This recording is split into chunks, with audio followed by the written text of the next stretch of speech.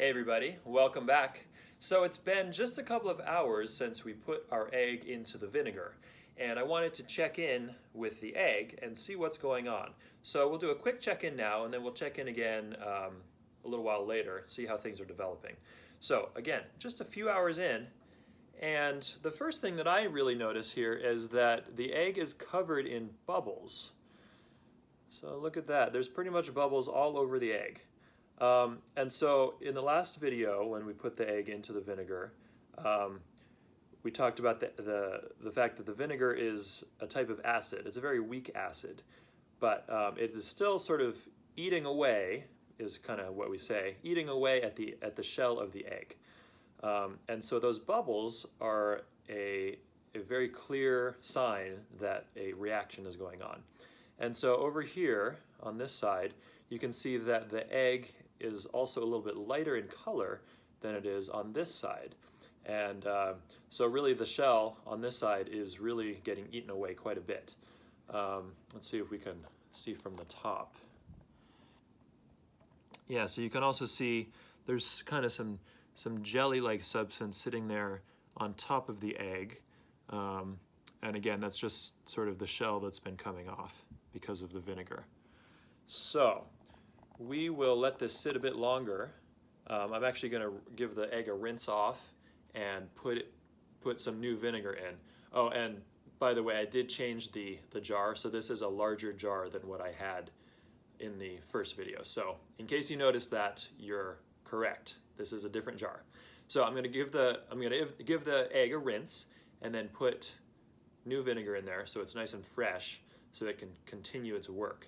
And we will check in with it again in a little bit. See you then. All right, welcome back. So we have had our egg sitting in the vinegar for a couple of days now. I've taken mine out and rinsed it off so it's nice and clean from the vinegar. And so here's what we have. So remember, our egg started as a brown egg. So you can see it's not brown anymore. You can see that if I squeeze a little bit, it is now squishy, just like we had hoped. And I also have another egg here that still has its normal shell, and you can see that the egg that was in the vinegar, this one, is a little bit bigger than the normal egg.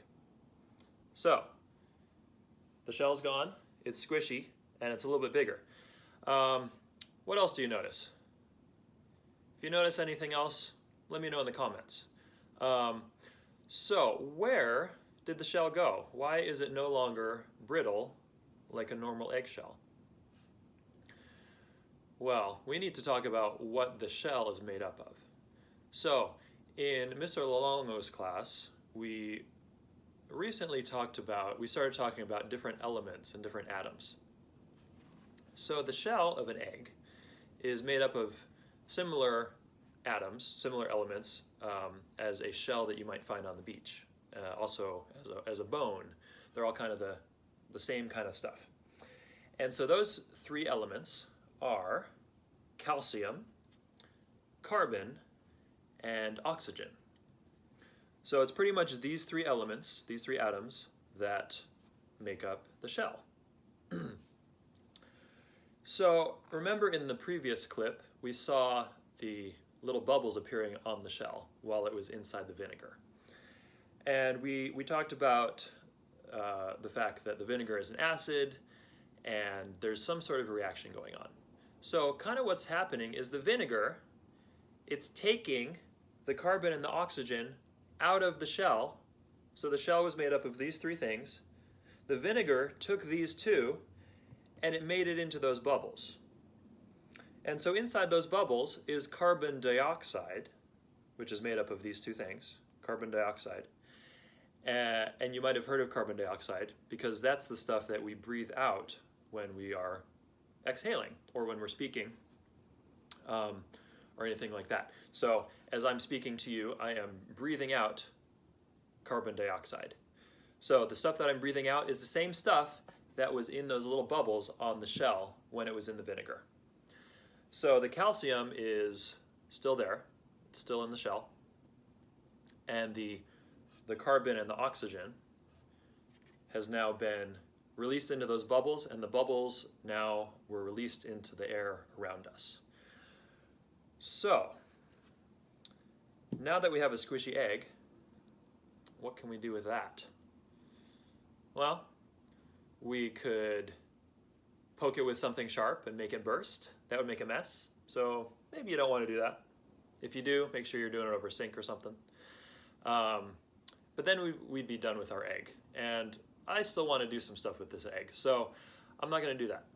We could also leave it out on a countertop or a tabletop, see what happens. I'm not actually sure what would happen, to be perfectly honest. We could also put it in other liquids and see what would happen in those. So, what I'm going to do over the next couple of days is try some of those things. I'm going to find some other liquids to put it in.